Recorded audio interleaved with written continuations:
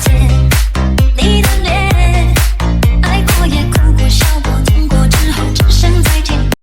朋友们，最近发生的一个事情让我特别无语，我已经困惑2天了，想不明白，分享给大家。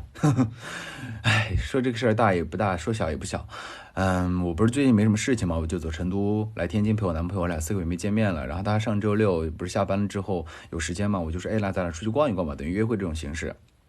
我们路过一个商场的时候，他说他想吃那个南村拌饭，一个南村拌饭。我说我没吃过那个东西，我俩都去体验一下吧。然后在某个商场的4楼排队排了半个多小时，终于进去吃了。然后他们那个店生意非常火爆嘛，人特别多，店面又小，然后空间也小，座位又挤。我跟我男朋友就是相对而坐，然后我俩旁边紧挨着2个女孩，也是相对而坐，挨得特别近。我俩点完饭开始吃起来之后，旁边那2个女孩的话题突然间变得很奇怪了。他们一开始还在说什么学校的事情，一下子变成了就是我现在可以肯定的就是在说我和我男朋友。然后其中一个女 A 就给女 B 说，突然间把那个声音放高说，我有个问题特别好奇，我不知道问我们还是不问。然后那个女 B 就应和他说，我知道你想说什么问题。他才开始打字了。一开始我觉得猜测是应该是在说我俩，然后他俩打字的时候，我就肯定知道他俩就是在说我俩是不是一对这个事情嘛。那会儿我就开始变得有点，我觉得这个氛围很奇怪，让人很不舒服，我就有点小生气。然后他们2个就着这个话题一直在那问不问呀？我觉得好，我觉得是，我觉得不是，我觉得是，我觉得不是，就这样一直在我们耳边传来传去。然后我跟我男朋友都沉默了，就开始埋头吃饭了。然后我看他们一直在说这个事情，我就把脸拉下来了。脸拉下来不是要给他脸色看，就是做一种警戒警备，是告诉他们别问我们，因为真的很不礼貌。我个人觉得不礼貌，以及我觉得很奇怪，为什么这有什么见不人的事情吗？为什么还要当着2人的面确定一下呀？然后那个其中一个女 A 看我脸拉下来之后，她就俯身马上去问我男朋友了，因为我男朋友就是个脾气特别好的人，温柔可爱的人。她就问我男朋友，我俩是不是一对？然后我男朋友就说是。OK， 我觉得那差不多你也得到你想要的答案了，你也论证了你自己那敏达的那个什么大家所谓的 gay 达的那个思维了，那你可不可以就不要再打扰我们2个继续吃饭了？虽然我们是紧挨着的，但我们是陌生人，我们根本不熟，我们也不是想跟你们挨着，也不是说我们多么了不起，是因为我觉得我们2个现在吃饭，你突然问这样的一个问题，我觉得非常不礼貌。然后他们俩的话题又开始变了，其中一个女 B 又开始说，那我还有一个问题特别想问，但我觉得非常不礼貌。然后女 A 就说，那你什么样的一个问题不礼貌？你打字发过来让我看看到底有多么不礼貌。然后那个女 B 打完之后，女 A 就说，那真的太不礼貌了这个问题。然后女 B 说，但是我好想问啊。我就知道他俩又想问我俩谁是1谁是0呗。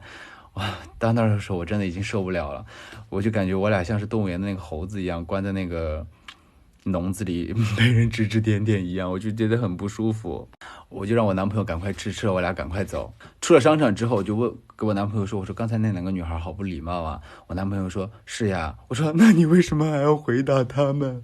也没有怪我男朋友的意思，他就是这么一个人好的人。就一直在那说那个事儿，就先知道了我俩是一对之后，然后又想问我俩是1还是0，然后还在那儿自己都已经说了我有个非常不礼貌的问题我想问，然后我也觉得不礼貌，但我们该不该问呢？然后又想问，你俩都知道不礼貌了，那你为什么还要问呢？我们放过我们吧，我们只想好好吃顿饭。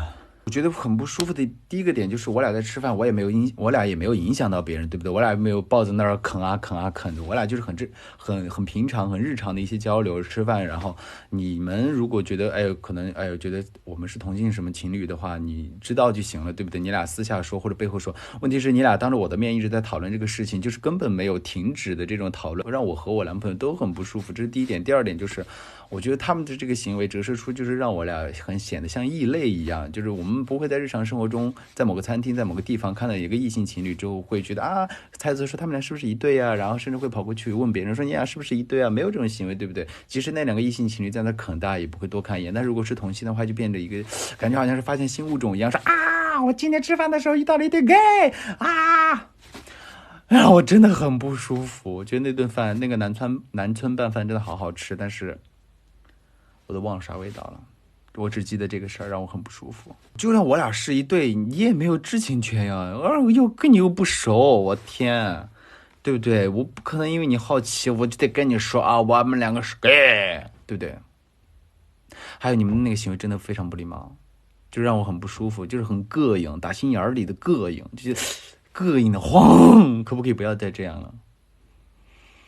随便你吧，我也无所谓了，管不到。就是我在想，我们就是在生活中到底该去，我们同性情侣、同性伴侣到底在生活中该去怎样规避这样的一个问题？可是我们为什么要规避啊？为什么要不能说是规避。我们同性情侣如果在日常生活中面对这样的问题，我们该怎样去面对，该怎样去解决？大家有什么办法吗？给我们分享一点。因为我不希望下一次我跟我男朋友再去吃饭的时候，旁边坐着某某某